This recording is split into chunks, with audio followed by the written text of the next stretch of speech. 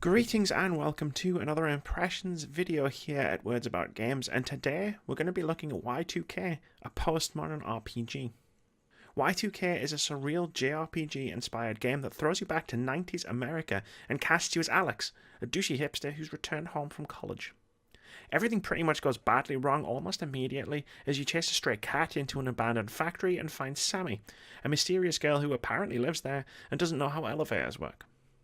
After a trip through what I describe as an Escher painting on acid, Sammy is snatched out of an elevator into a starry void by strange creatures right in front of Alex, who embarks on a quest to figure out what happened to her. Like I said, this is a surreal RPG. It's one of the things I like about it. It basically takes a running jump off the deep end of sanity right out of the gate and doesn't ever let up. The game being set at the tail end of the 90s already makes it quite different enough, even for someone who grew up in the 90s, but it's not long before you're wandering the halls of a factory with doors that lead to otherworldly areas and fighting enemies like giant rats, giant skulls, and others that defy description.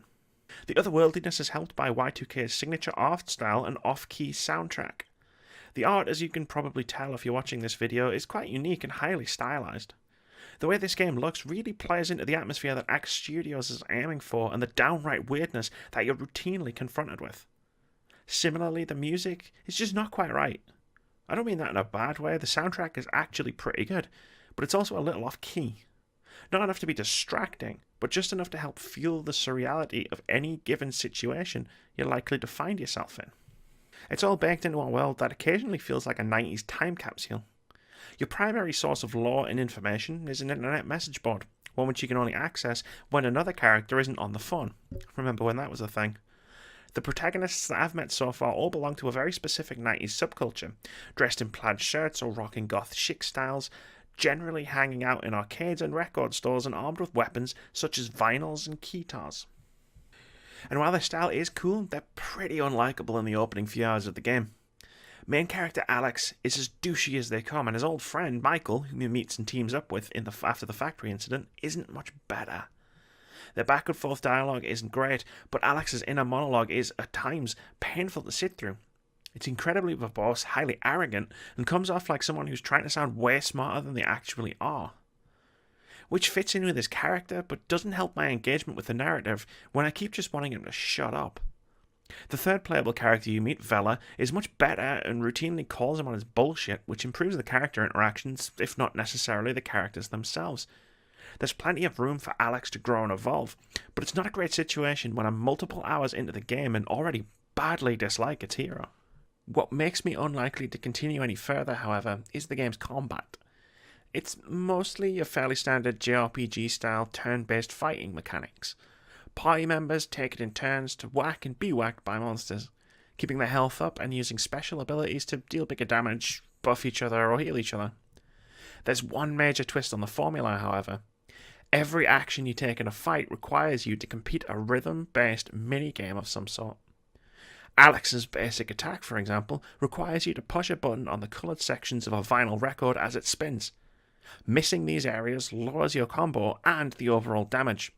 It's the same when defending every single enemy attack, or even when trying to flee combat altogether. It's quite novel at first, but it quickly becomes an annoyance. There are not quick battles here. Thanks to the constant procession of minigames, even random encounters take far longer than your patience will stretch.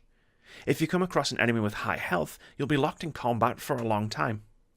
It gets to a certain point where each fight just feels like it drags on and on, which is doubly problematic if you're not all that good at rhythm minigames, because the worse you are, the longer a fight will drag out.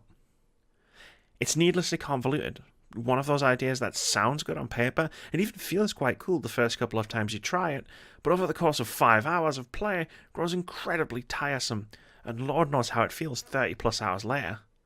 Leveling up is similarly convoluted.